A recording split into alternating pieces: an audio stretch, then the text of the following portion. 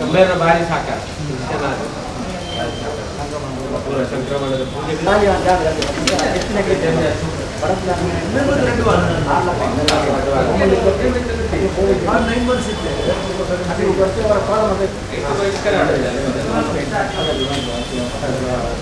Smart city building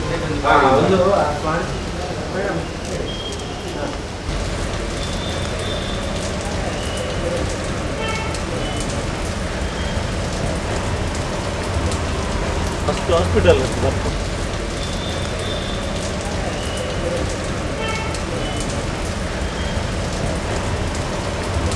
ರತ್ಲಾಲ್ ಮೀನಾ ಅವರು ಜಿಲ್ಲಾಧಿಕಾರಿಯಾಗಿದ್ದ ಸಂದರ್ಭದಲ್ಲಿ ಸುಮಾರು 20 ದಲಿತ ಕುಟುಂಬಗಳು ಇಲ್ಲಿ ವಾಸವಾಗಿದ್ದು ಅವರನ್ನು ಸರ್ಕಾರಿ ಜಾಗ ಆದ ಕಾರಣ ಅವರಿಗೆ ಪರ್ಯಾಯ ವ್ಯವಸ್ಥೆಯನ್ನು ವಾಮಂಜೂರಲ್ಲಿ ಮಾಡಿದರು. ಆವಾಗ ಅವರು ಇಲ್ಲಿ 5 ದೈವಗಳನ್ನು ಪೂಜೆ ಮಾಡ್ತಾಯಿದ್ರು.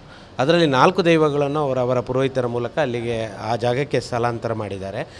ಇದು ಶರವು ಮಹಾಗಣಪತಿಗೆ ಈ ನಮ್ಮ ವೆಲ್ಲಾಕಿನ ಜಾಗ ಶತಮಾನಗಳ ಹಿಂದೆ ಇದು ಶರವು ಮಹಾಗಣಪತಿಗೆ ಸೇರಿದ ಜಾಗ ಆಗಿರುವುದರಿಂದ ಈ ಗುಳಿಗ ದೈವವು ಇದಕ್ಕೆ ನಾನ್ ವೆಜ್ ಇದಿಲ್ಲ, ವೆಜ್ ಇದು. ಸೊ ಹಾಗಾಗಿ ಈ ದೈವವು ಸ್ಥಳ ದೈವಕ್ಕಾದ ಕಾರಣ ನಾನು ನಿಮಗೆ ರಕ್ಷಣೆ ಕೊಡ್ತೇನೆ. ಪುರೋಹಿತರ ಹತ್ರ ಅದು ಪ್ರಶ್ನೆ ಹಾಕಿದಾಗ ನಾನು ಈ ಸ್ಥಳವನ್ನು ಬಿಟ್ಟು ಹೋಗುವುದಿಲ್ಲ, ನಾನು ನಿಮಗೆ ರಕ್ಷಣೆ ಕೊಡ್ತೇನೆ ಅಂತ ಹೇಳುವಂಥ ವಿಚಾರ ನಮಗೆ ತಲಪ್ರಶ್ನೆಯಿಂದ ಕೇಳಿಬಂದ ಕಾರಣ ನಾವು ಇದಕ್ಕೆ ಪೂಜೆ ಮಾಡುವಂಥದ್ದು, ಪ್ರತಿಷ್ಠಾಪನೆ ಮಾಡಿ ಸರ್ವಧರ್ಮದವರು ಸೇರಿ ನೀವೇ ನೋಡಿದ್ದೀರಿ. ಡಾಕ್ಟರ್ ಸಲ್ದಾನ ಇದ್ದಾರೆ, ನಮ್ಮ ರಕ್ಷಾ ಸಮಿತಿಯ ಸಲೀಮ್ ಇದ್ದಾರೆ, ಮತ್ತು ಇನ್ನೂ ಅನೇಕರು ಆಗಿನ ಡಿ ಎಮ್ ಆದಂಥ ಜಸಿಂತ್ ಅವರು ಕೂಡ ದುಡ್ಡು ಕೊಟ್ಟಿದ್ದಾರೆ, ಸಲ್ದಾನ ದುಡ್ಡು ಕೊಟ್ಟಿದ್ದಾರೆ. ಹೌದು, ಇದು ನನಗೆ ಒಂದು ಭಾಳ ಸಂತೋಷವಾಗಿದೆ.